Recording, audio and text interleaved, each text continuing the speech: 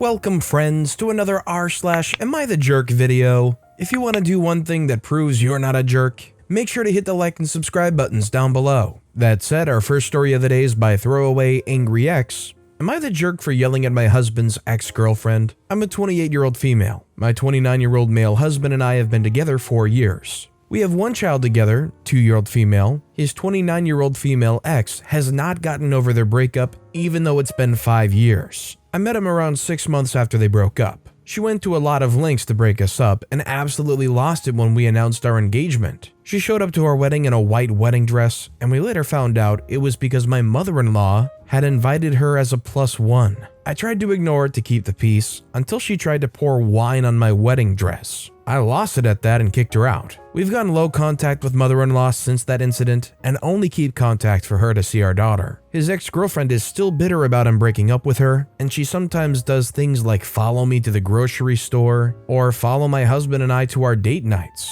This Thanksgiving, we had a dinner planned for close family and made the mistake of inviting mother-in-law. She brought his ex, and I tried to be polite and set up an extra spot on the table because I didn't want to be rude. Everything went well until my daughter woke up from her nap before dinner and his ex raced to pick her up. I was behind her, and as she picked her up, she began saying things like, "Mama's here, baby, don't worry, Mama's here for you," and I felt very uncomfortable. I then attempted to take my daughter, and she wouldn't let her go, and said I should let her have a few seconds in the life she had stolen from her. Let me tell you now, I was seeing red. I told her that what she said was out of line, and she needed to leave and not come back. I was done with her ruining things she wasn't invited to, just because my mother-in-law asked her to come. I 100% do not feel like a jerk. Although my mother-in-law chewed me out afterwards and left, she's also gotten some of my husband's aunts and cousins on her side, so I'm starting to feel bad. As always, the goal of these is to judge whether or not OP was a jerk. Categories being OP was the jerk, OP's not the jerk, everybody's a jerk, no jerks at all, or not enough info.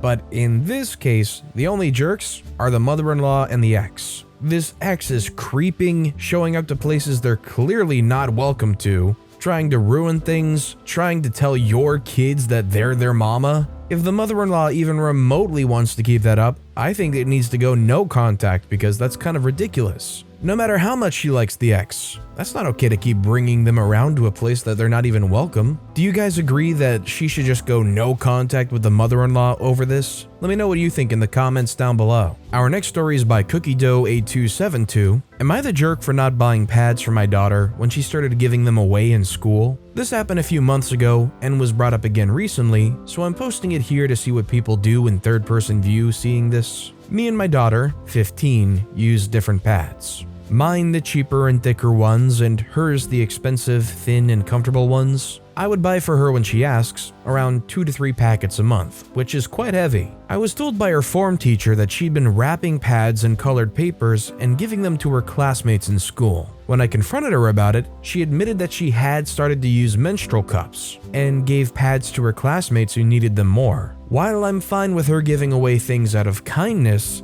note that those pads were quite expensive, and I only bought them for her, not her classmates, and certainly not 2 to 3 packets a month that cost us a few meals. I stopped buying pads for her and told her that if she needs, she can take my cheap pads and no more than 3 pieces a day over a week every month. My daughter's been blaming me for being controlling to her private matters. So recently with the holidays, I told her to get a job if she really wanted to buy the expensive pads she used to like. I won't be bothered whether she uses them herself or gives them to her classmates. She threw a temper at me again, and my husband said I've been punishing her for months already, it's time to stop. My reasoning is that the pads I use are usable enough, there's no need for expensive ones, especially after knowing she'd been giving them away. If she wants them, she can buy them herself, or she can give away my pads and continue to use her menstrual cup. So, am I the jerk? To the daughter, it might not seem like the coolest move to all of a sudden take away something that is benefiting their friends or maybe makes the daughter seem like a cool person to a bunch of people, but the fact of the matter is, in my eyes, the parent is buying stuff for their kid with the expectation that their kid is the sole person using it. It kind of reminds me of a story from my childhood where I'd be playing with neighborhood friends,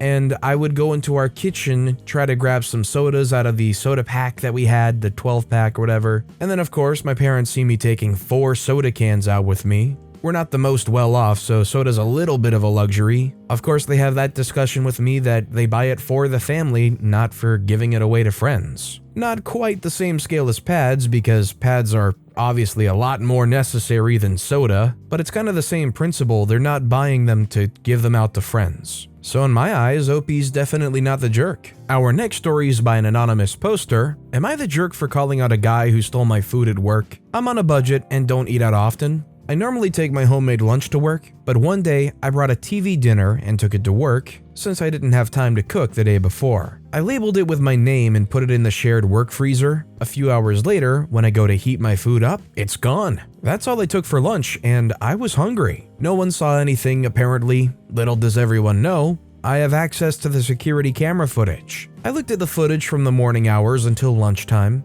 I went up to this guy and asked him how his lunch was, and he said, it was fine. I asked him if he ate my lunch, and he said, no, how would I even know where your food is apart from everyone else's? I told him, I saw you eating my lunch. That's all I brought for lunch today, and you ate it. He kept denying it, and I said, I saw you on camera eating it. He said, oh, was that yours? I didn't notice the label if it had one. I thought the company stocked the freezer for anyone to grab. Kind of like the coffee machine here, since everyone gets free drinks. Sorry about that. I said, that's fine. You can just order me some lunch and get it delivered here. And he said, ha, you're crazy. It was an accident. And ordering food would be more expensive than that cardboard you brought anyway. Now, I know it's a frozen dinner, but like, what kind of company, even with a frozen dinner, would pay the expense to stock freezers with frozen meals? I wouldn't be shocked if they bought muffins once a week or maybe even some fruit. But what company would stock frozen dinner meals in their freezers? This dude clearly was lying through his teeth, and he should be reported if he's not going to make up for it. I'd be pretty fuming, and I think OP's not the jerk. This next story is by an anonymous poster. Am I the jerk for claiming total control over the thermostat? I know the stakes here aren't as high as many of the stories typically shared here, but I really would like some feedback on the situation, so I appreciate you all bearing with me.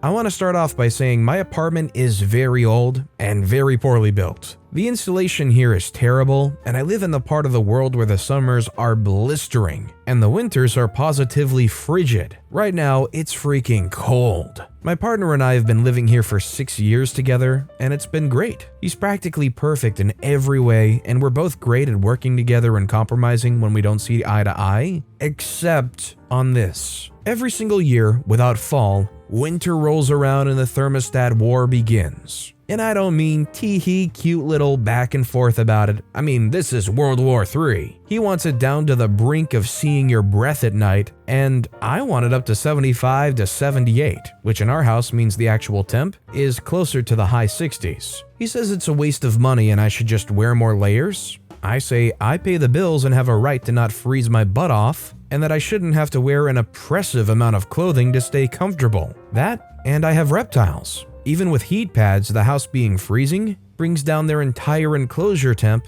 and 6 snake vet bills are astronomical. And here's the thing, I don't just pay the heat and electric, I pay all of the bills. And I don't just pay all of the bills, I give him $300 a month towards the electric. For 9 months out of the year, our electric doesn't break $150. The rest of it is money he can play with or put in the gas tank or whatever. So it really bugs me that I pay double the cost for the electric year-round. Then for 3 months of the year, it's actually closer to what I'm paying. He claims it's a waste of money and turns down the heat. I've told him not to touch it. He tells me not to touch it. He turns the heat off, so I pump it up to 90 in response until the house warms back up. There's no compromise to be had. I am adamant that the thermostat is my domain. He thinks I'm a jerk. So Reddit, am I the jerk? If you legitimately pay the electric/heating bill yourself, honestly, I think you have the right to say what the thermostat is or isn't going to be, as long as it's not like an uncomfortable situation. Like obviously, you might be a little bit of a jerk if you're trying to make the house 85 degrees, but OP wants high 60s, which in my opinion, and I like it kind of cool. And I would say that's kind of cool. To me, it sounds like they just want to turn the heat down because they want more money to fool around with because the electric will be less. I think OP needs to stop playing parent and giving out an allowance if they're gonna start acting like that. Not only does OP pay the electric/heat, they give their partner extra money. So I think the boyfriend needs to learn how to compromise before they go and mess up a good thing.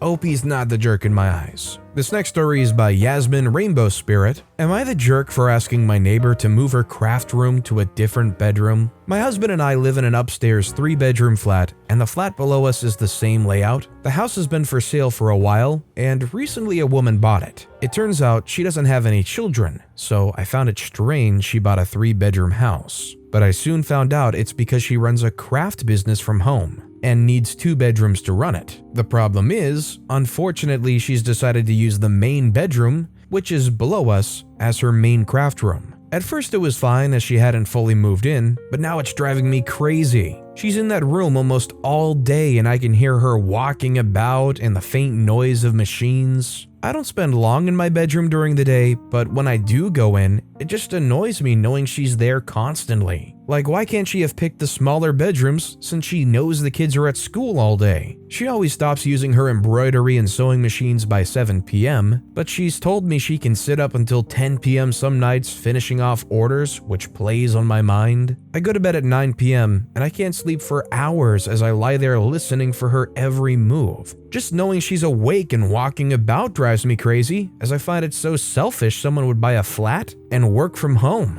My husband says he can barely hear a thing during the day, and I need to calm down. He also doesn't see the big deal about her using her house as she pleases. Yesterday, I finally had enough and went to her door. I told her how I was feeling about everything and how I can hear the faint noise of her machines. She apologized and invited me inside to show me her setup. All her machines are on some sort of anti-vibration padding to stop as much noise as possible, so she claims the noise should be minimal and that you need to expect some noise from neighbors. I told her I don't make any noise, and that's when things took a turn, as she said she can hear my kids running around and jumping off furniture all evening, but she would never dream of complaining because it's just one of those things when you share a building with other people. I left before I said anything else I regretted, and I thought that was the end of it. But today, my husband came home from working overnight and asked if I said anything to the woman downstairs, as she was very cold and blunt with him when he said hello. I told him what happened, and he said I'm a massive jerk.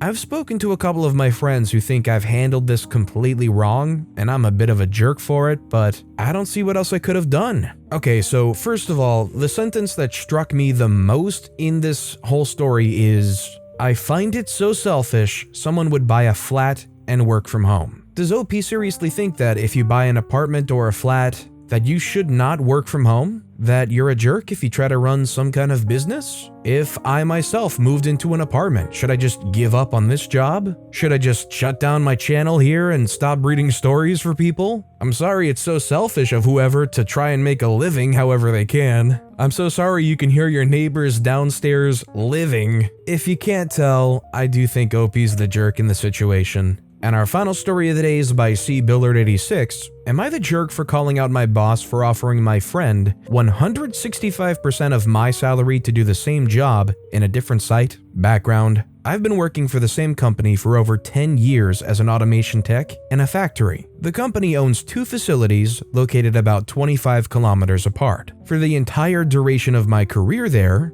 I was the only automation tech between both facilities, and with a lot of planned upgrades in the next 5 years, the plan was to leave me in the primary facility and hire another tech for the secondary. My boss asked me personally if I could recommend someone for the job. I had a friend in mind and arranged for them to meet my boss and discuss employment. I earned a much lower than industry standard salary because of the rural location. However, because my friend would be relocating here, my boss offered her 165% of my salary and an additional week of vacation. When I called him out, he told me that both myself and the friend he offered the position to were both being unprofessional and insubordinate by discussing salary. I do understand that's a bit taboo, but I deliberately used the word friend when passing on my friend's information to my boss. Am I the jerk here?